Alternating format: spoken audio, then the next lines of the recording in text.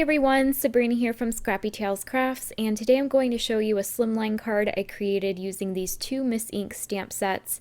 I will be using this one right here, which is called Heydays, and it's really cool because it is a slimline background, so it's one solid stamp. I'm going to remove it from its backing sheet and place it into my Misty. Because the stamp is so large, I figured I'd have to stamp it multiple times. And I'm also going to ink up the stamp with my Tombow watercolor markers, and I knew that this would be fairly light and would need multiple layers because these markers aren't really meant to ink up stamps with.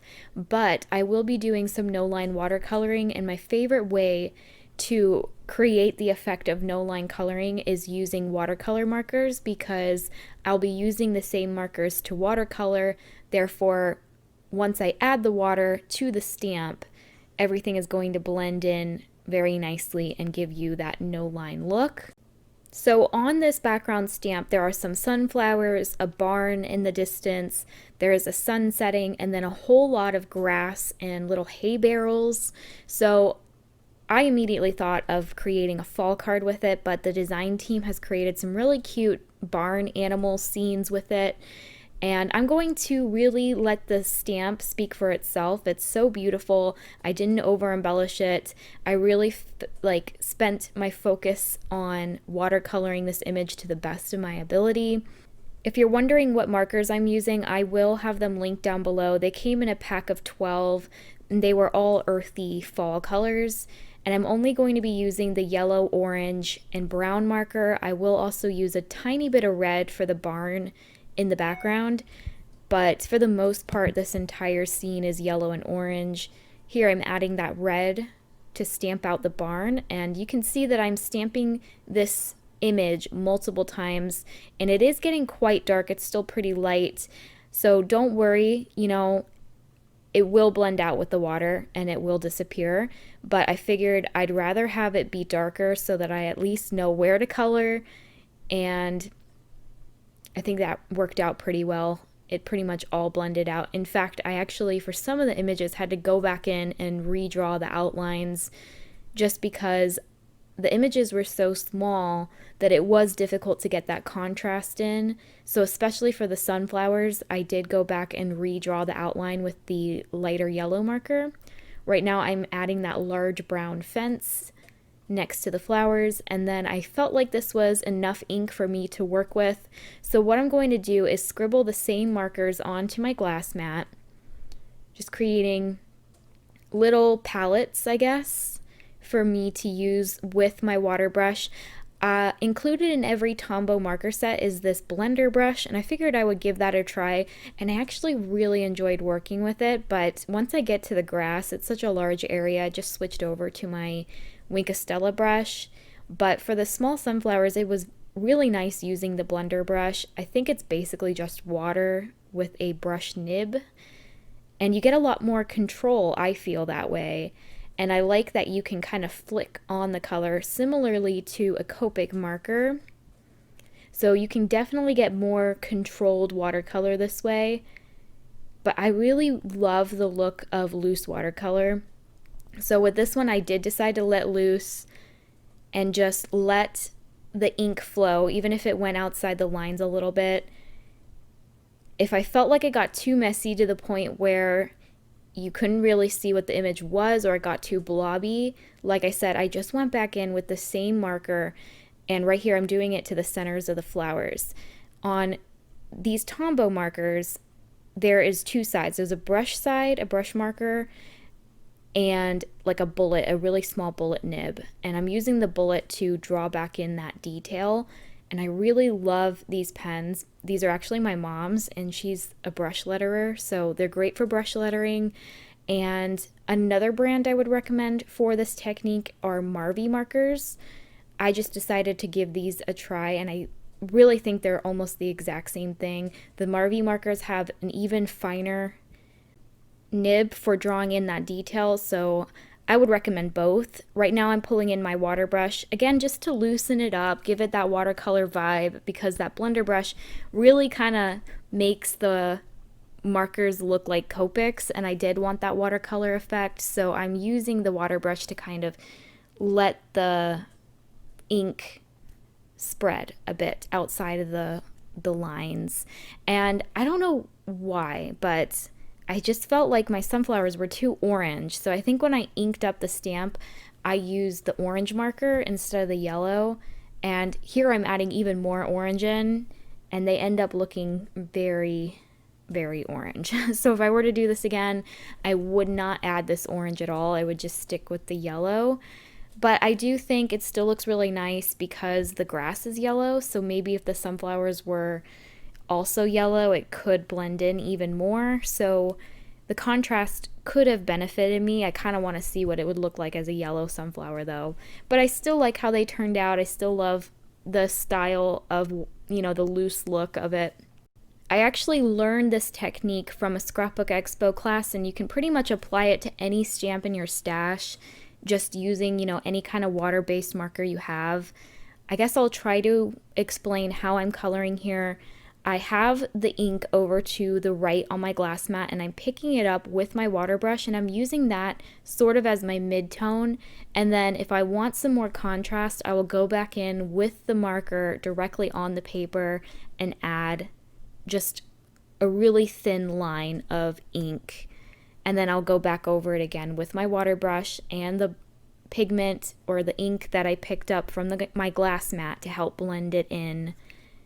And then sometimes I have to go over it multiple times. Here you can see I'm adding that green that I'm taking from my glass mat, and that's going to make it darker, but not significantly darker. If you want more contrast, you have to add the marker onto the paper, which sounds intimidating. It sounds a little dangerous, but it's okay depending on the paper you're using. I did stamp this image out on Bristol.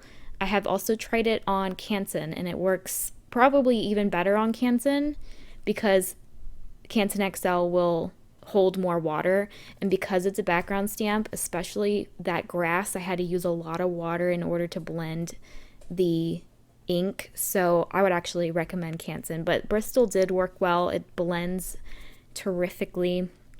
And like I mentioned earlier, when I felt like the image was losing some definition, I will just go back in with that bullet nib on the marker and redraw some of those lines.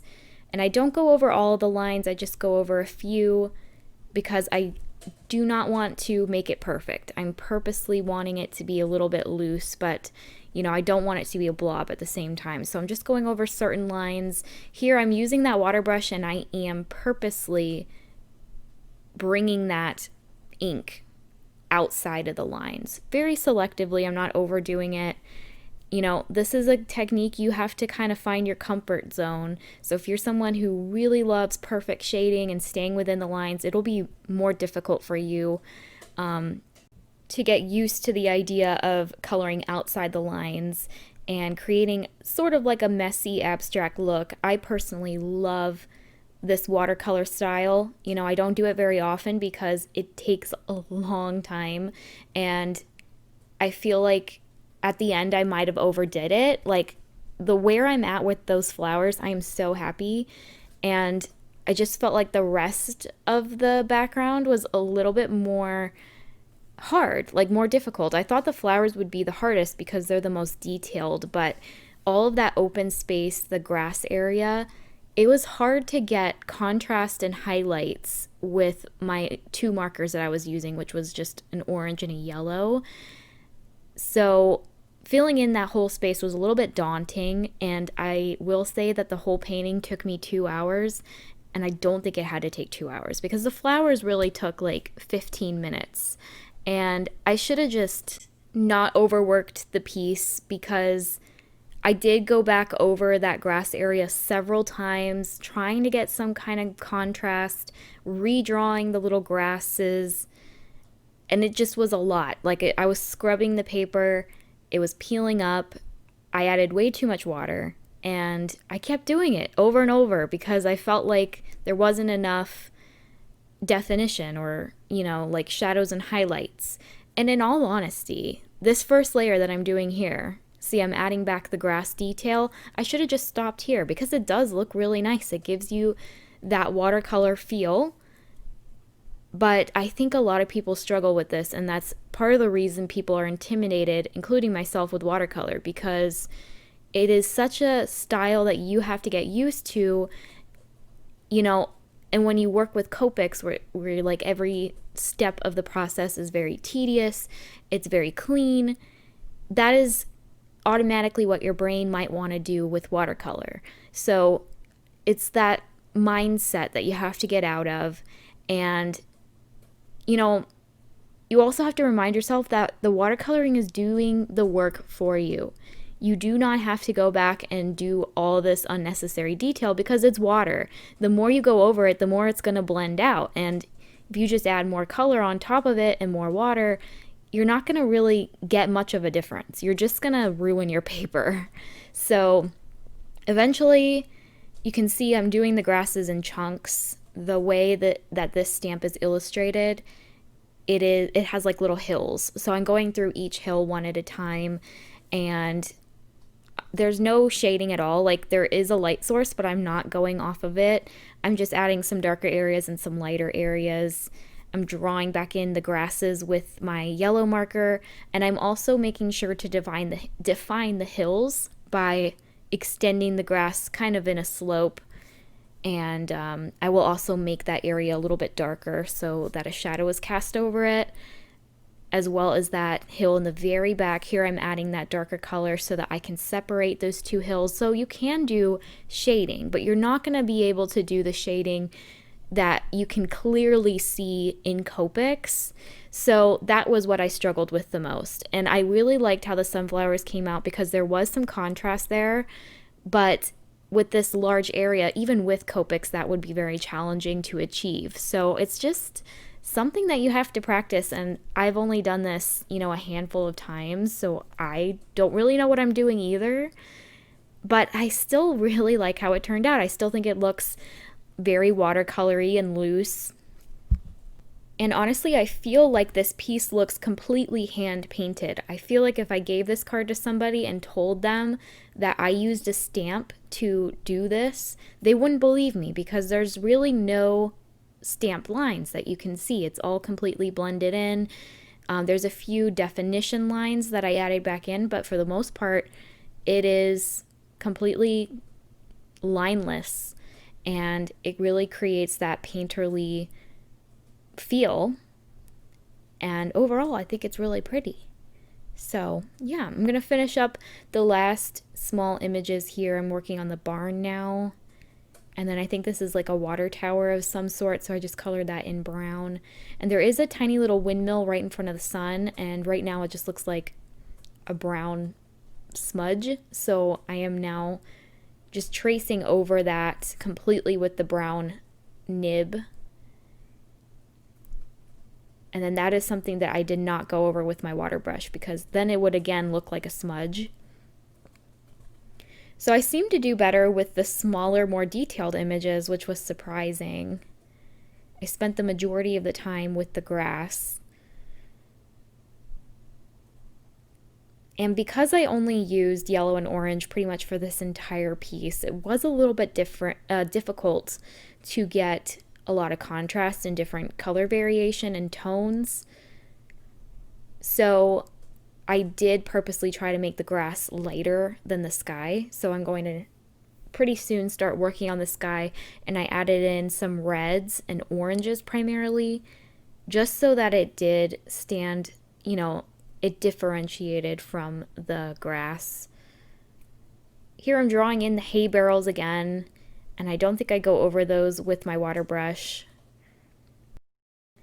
And at this point, those hay barrels were pretty much completely vanished, so I did look back over to the stamp set to see where I had to draw them back in.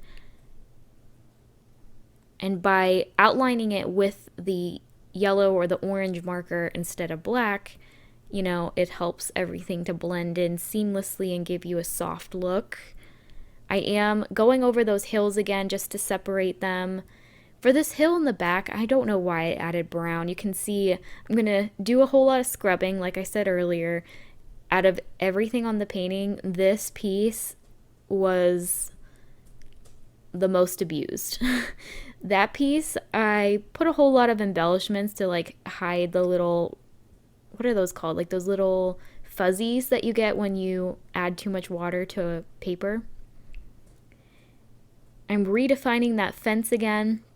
There's a lot of back and forth between re-outlining and adding more water, but ultimately this is the finished piece. I realized that I had to die cut it from a Slimline stitch card panel, and it was a little bit longer than the stamp itself, so I did create my sky, and I pulled in a Zig clean color real brush marker. Again, I didn't want to use the same yellow that was in the grass just because I was really worried that the sky would just blend in too much. And you're going to see here I'm adding in the red and orange. I'm even going to go over the sun with the same red and orange. So it creates a really pretty sunset. And I'm adding so much water here that the rays completely just disappeared. So I will draw back in the sun and the rays, I think, with the orange marker. Here I am back to that hill, just abusing it even more with some more ink and water. And I completely left the sunflowers untouched. So that's what I should have done with this piece. I should have just did each section of the hill and just did one layer, because that's what I did with the sunflowers, and they're what I'm most happy with. So when I added the dye back on top, I realized that the bottom was also exposed. So I'm just going to add a little bit more green below those sunflowers. And here I am adding back in those sun rays. I did not outline that sun very well, so it's kind of a wonky sun now, but that's okay. It is handmade after all.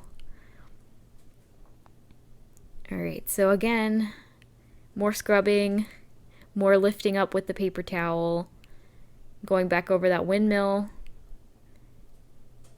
And I think that's it, guys. I think that completes the painting. Nope, I guess not. I'm trying very hard to have those leaves of the sunflowers blend in with the grass that I'm trying to draw in. And I feel like those lines I just added were way too harsh. So I'm going to position the die where I cut more of the sky instead of more of the grass. And it ended up working pretty well. So this panel was very warped, as you can imagine. I added a ton of water. So what I did to minimize warping is I first ran it through my Gemini several times back and forth, and that flattened it out quite a bit. And then whatever warping was left over, I used my strongest foam tape in my stash. This stuff is stickier than super glue. So it's going to completely like straighten anything that you attach to it. And right now I am embellishing this card with some Trinity stamp embellishments. The sentiment I created by die cutting the word fall 3 times from white cardstock and once from gold foil cardstock. I layered all the letters together to give them dimension. And then that thinking of you sentiment I gold heat embossed on brown cardstock, and that sentiment is from the Sympathy Magnolias. That was the stamp I showed at the beginning of this video, and I really like how the brown looks. I think black would also be pretty, but I like that the brown kind of tied in with the fence and the center of the sunflowers.